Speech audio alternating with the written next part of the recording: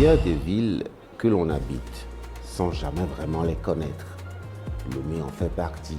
On lui prête une date, une origine, une naissance officielle. Mais sous cette surface tranquille dort une histoire plus ancienne, plus mouvante, presque insaisissable. Une histoire de marche silencieuse, de peuples en fuite, les Évés, les Adjas, de forêts de refuge, de territoires cachés et de forces invisibles qui organisaient le monde. Tu savais pas que Lomé a 2 certificats de naissance? Reste là-bas. La capitale du Togo, celle que l'on connaît aujourd'hui, n'a pas été fondée en 1897 par le gouverneur allemand que là. Loin de là. Elle existait depuis plus de 200 ans sous le nom de Lomé. Mais qui l'a vraiment fondée? Selon les traditions, plusieurs figures émergent. Djitri, Konu, Elo ou même Adeoura. Les historiens ne s'accordent pas. Et pour cause, Lomé est né de la rencontre de 2 peuples en fuite, les Évés venus de Notien et les Adjas venus du Dahomey. Et le quartier de Bel, tu savais? Son nom signifie cachette. À l'époque, les habitants s'y réfugiaient pour échapper aux guerriers dahoméens. La forêt dense servait de refuge et le vrai pouvoir n'était pas royal. Les prêtres du culte de Nibelin régnaient sur la région. Alors oui, Lomé est aujourd'hui une ville commerçante et ouverte sur la mer. Une histoire d'évasion, de cachette et de secrets religieux qui remonte à plusieurs siècles. Tu savais pas que la capitale togolaise que tu arpentes tous les jours a d'abord été un village fantomatique appelé Lomé? Maintenant, tu sais.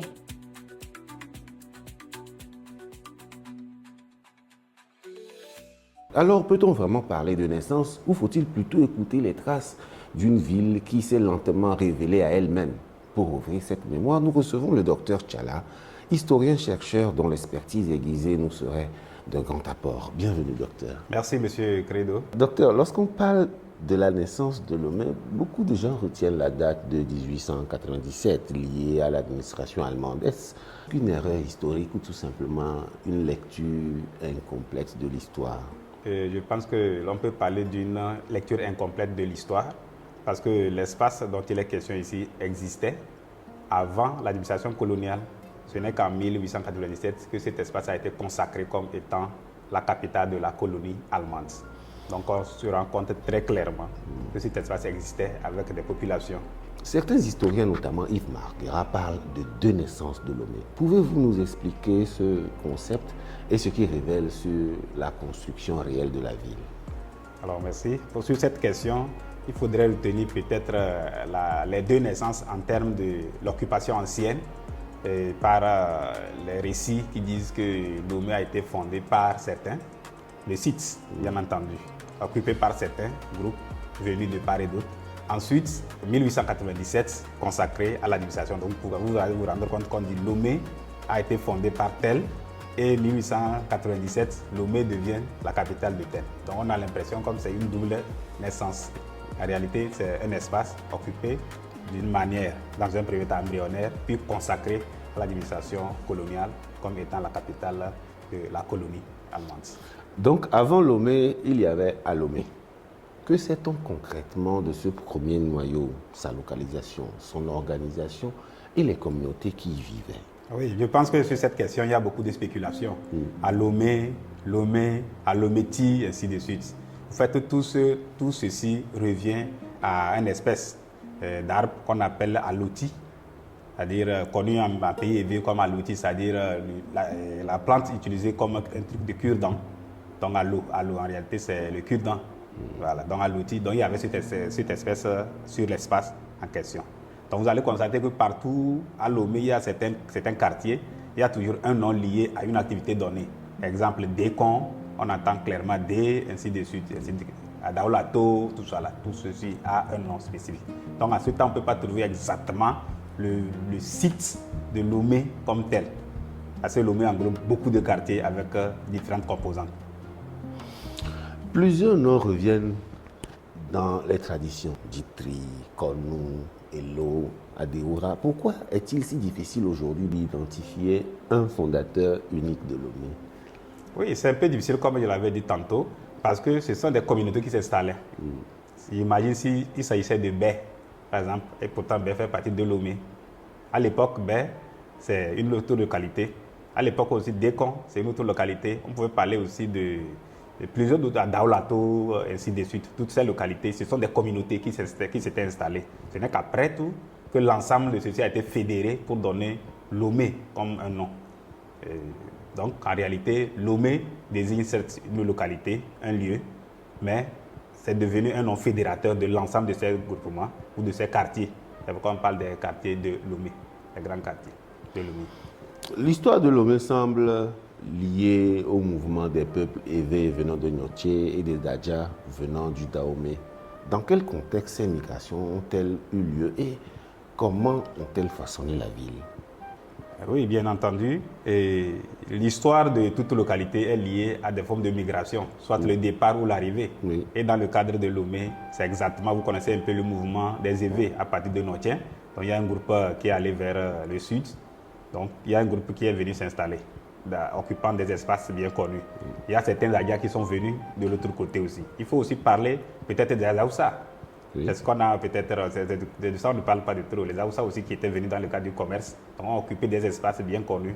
En dehors de ça se trouvent les baies qui étaient déjà là, et les gens motivés, ainsi de suite. Donc ça a formé un conglomérat de quartiers que nous retrouvons aujourd'hui facilement à Lomé. On peut identifier.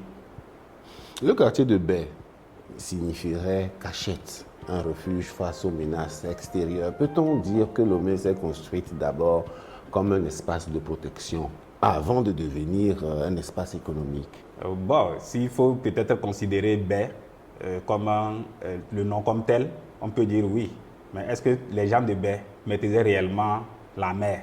En réalité, les gens de Baie avaient fait d'eau à la mer, ils préféraient faire tout à partir de la lagune. Donc la mer constituait pour eux un obstacle. C'est plutôt la lagune qui était pour eux une ressource ou bien une source de tout ce qu'il fallait faire.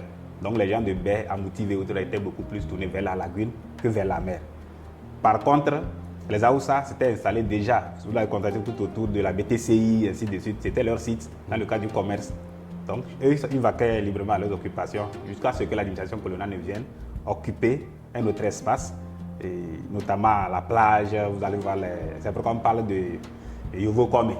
Généralement, vous allez constater qu'eux, ils viennent occuper un espace donné et commencer par aller vers les localités environnantes. Je vous invite à lire Goethe, qui était vraiment le tout premier à faire le tour de Lomé à partir de sa cité d'occupation actuelle. Il y a aussi Richard Cuyas, justement, qui a parlé aussi de tout ce qu'il y a comme Lomé, la lagune, ainsi de suite, jusqu'à Diaglé. Donc tout ça, toute cette bande constituait des communautés. Et ce n'est qu'après tout que ces communautés se sont retrouvées vers l'actuelle cité de l'université. Donc c'était les champs, ainsi de suite. Donc si on dit Lomé comme cachette, c'est-à-dire Baie, ça veut dire qu'on part du principe de cité de Baie, la forêt sacrée. Mais si on prend Lomé comme étant la capitale, c'est l'administration coloniale qui a fédéré l'ensemble de ces communautés. On évoque souvent le rôle du culte de Nyingblé et l'influence des prêtres vaudous dans l'organisation du territoire.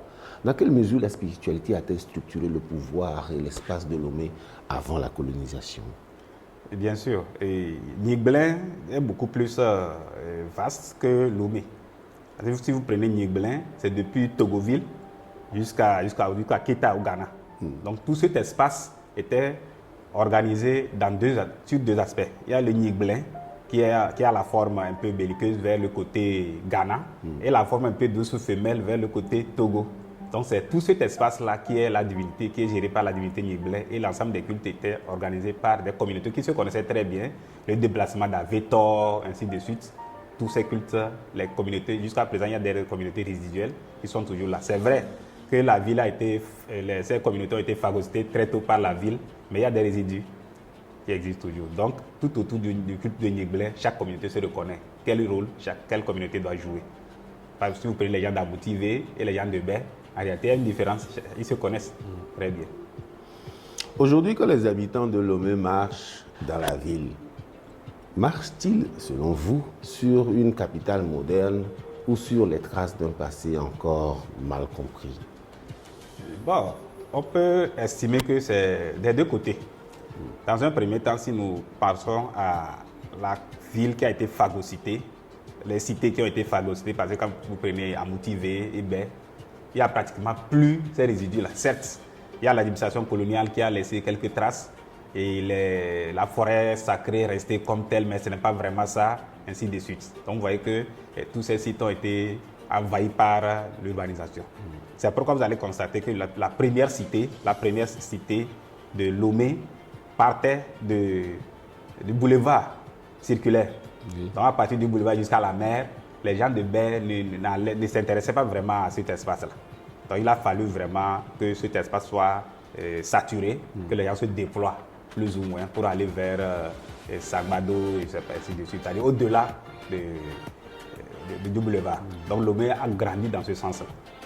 Donc vous allez constater selon le plan que ça part en principe du boulevard circulaire et ça s'élargit. Et vous allez constater que tout ce qui est colline, on parle de Tocoin, tout ce Tocoin Badago, Tocoin de Massessé, Tocoin Hôpital, Tocoin, ainsi de suite. Donc c'est à partir de là qu'on va commencer par se déployer. Maintenant, un autre aspect qu'il faut peut-être retenir, c'est marcher sur les traces de l'histoire, oui. Parce que nous sommes en train de détruire pratiquement ce patrimoine, y compris le patrimoine de la période coloniale, l'architecture, ainsi de suite. Ça se détruit, ça se détériore et parfois même on revend. Certaines familles entières libèrent ça ou cassent totalement. Bon. Vous allez constater des traces à travers la ville de Lomé. Ce que révèle cette plongée dans l'histoire de Lomé, ce n'est pas seulement une origine incertaine, mais une vérité plus exigeante. Une ville n'est pas toujours fondée. Elle est souvent le résultat de strates, de mouvements, de mémoires superposées. Lomé n'est donc pas née en un jour.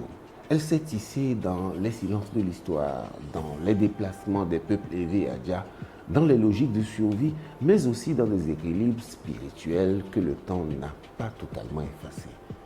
Et peut-être est-ce là l'essentiel, comprendre Lomé, ce n'est pas chercher une date, c'est accepter une complexité, celle d'une ville qui ne s'est pas simplement construite, mais qui s'est constituée.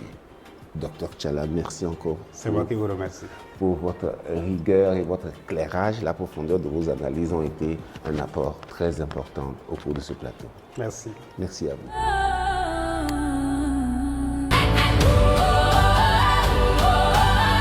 Talks,